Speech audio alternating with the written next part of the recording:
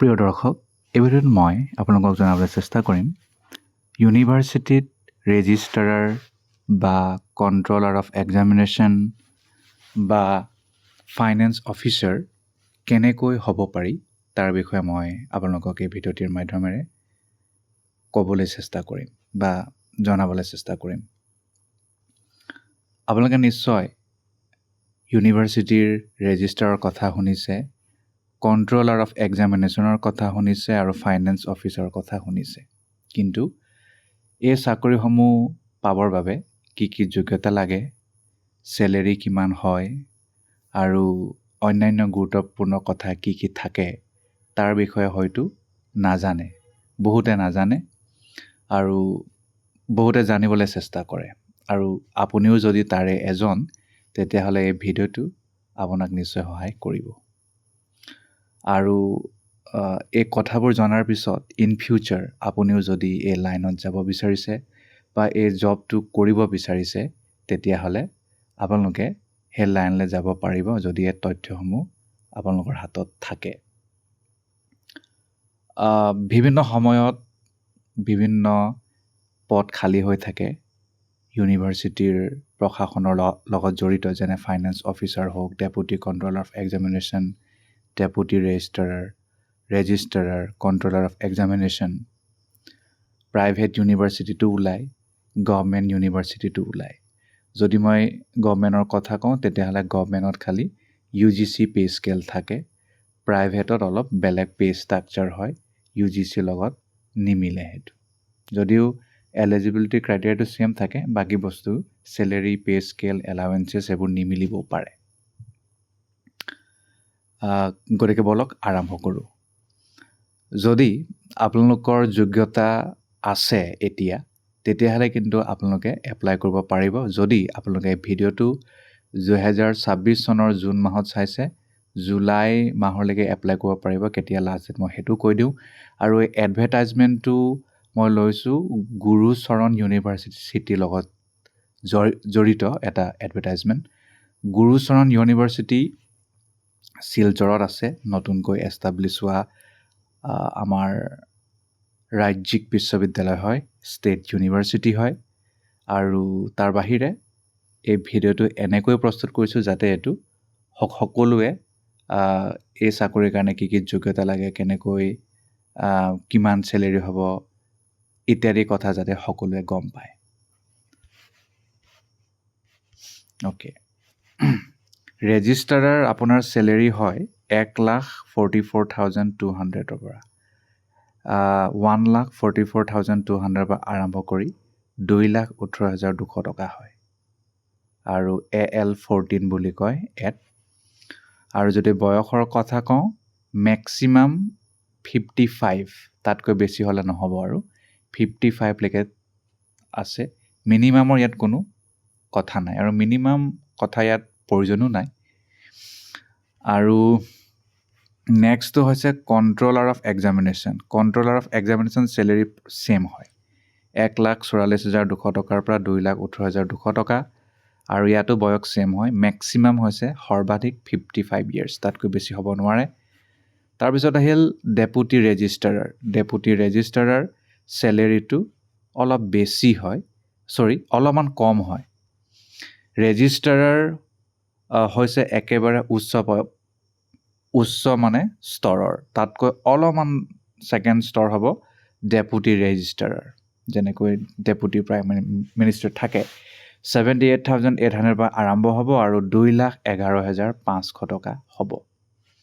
AL12 হ'ব, ইয়াতো বয়সটো মেক্সিমাম 50 বছৰ, তাতকৈ বেছি হ'লেও আপোনালোকে এপ্লাই কৰিব নোৱাৰিব। বোলে আপোনাৰ বয়স 51, তেতিয়া ইউ কেনট এপ্লাই। তাৰপিছত আহিল deputy controller of examination. Deputy কণ্ট্ৰলাৰৰ ছেম হয়, 78,800 পৰা আৰম্ভ কৰি 2,11,500 টকা হ'ব। আৰু ইয়াতো বয়স ছেম, মেক্সিমাম 50 ইয়াৰ্ছ, তাতকৈ বেছি হ'লে আপোনালোকে এপ্লাই কৰিব নোৱাৰে। তাৰপিছত আহিল ফাইনেন্স অফিচাৰ, বিত্তীয় মানে বিষয়া। ফাইনেন্স অফিচাৰৰ এইটো বেলেগে ষ্ট্ৰাকচাৰ, 30,000 পৰা আৰম্ভ কৰি 1,10,000 টকা হ'ব। আৰু গ্ৰেড পে লাভ কৰিব 12,700। আগৰ যিবোৰ চাকৰিৰ কথা মই উল্লেখ কৰিলোঁ তাত গ্ৰেড পে'ৰ কথা নাই, কিন্তু ফাইনেন্স অফিচাৰৰ ষ্ট্ৰাকচাৰটো বেলেগ।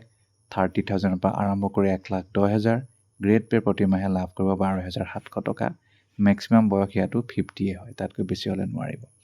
কিন্তু এই সকলো যি চেলেৰী ষ্ট্ৰাকচাৰ, ইয়াৰ লগত কিন্তু আছাম ষ্টেট গভৰ্ণমেণ্ট এমপ্লয়ে যি এলাৱেঞ্চেছ পায়, যেনে DA থাকে, HRA থাকে, মেডিকেল থাকে, আৰু ইনক্ৰিমেণ্ট থাকে, প্ৰমোশ্যন থাকে, সেইবোৰ কিন্তু তেওঁলোক পাবই। অ'কে, এতিয়া আমি আহোঁ মূল কথালৈ। শিক্ষাগত অৰ্হতা কি লাগে?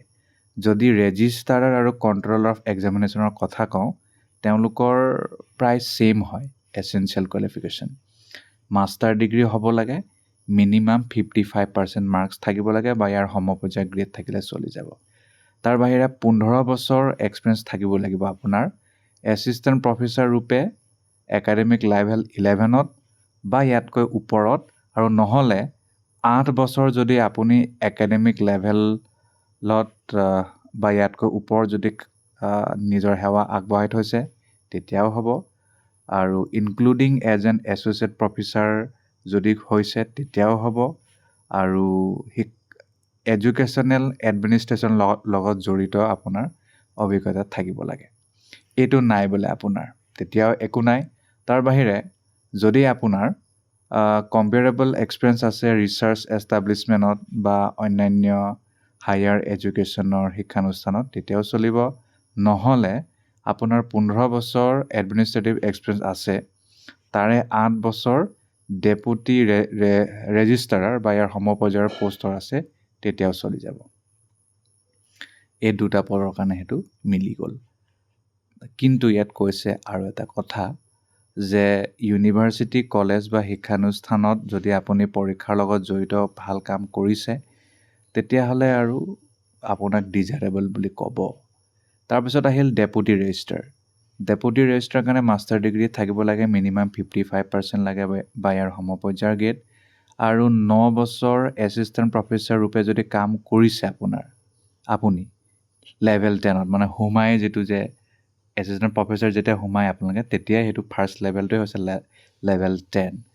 সেইটো পদত 9 বছৰলৈকে যদি চাকৰি আগবঢ়াইছে, মানে চাকৰিৰ সেৱা আগবঢ়াইছে, আৰু লগত 3 বছৰ যদি শিক্ষাগত দিশত, বিশেষকৈ প্ৰশাসনিক শিক্ষাগত দিশৰ কিছুমান যদি কাম কৰিছে তেতিয়া আপুনি এই জবৰ কাৰণে এলিজিবল।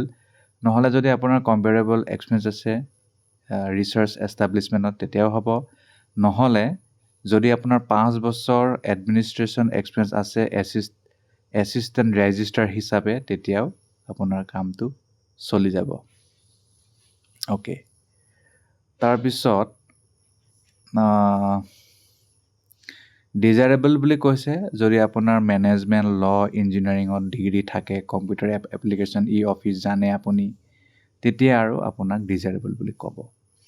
এতিয়া আহোঁ ডেপুটি কণ্ট্ৰলাৰ অফ এক্সামিনেশ্যন।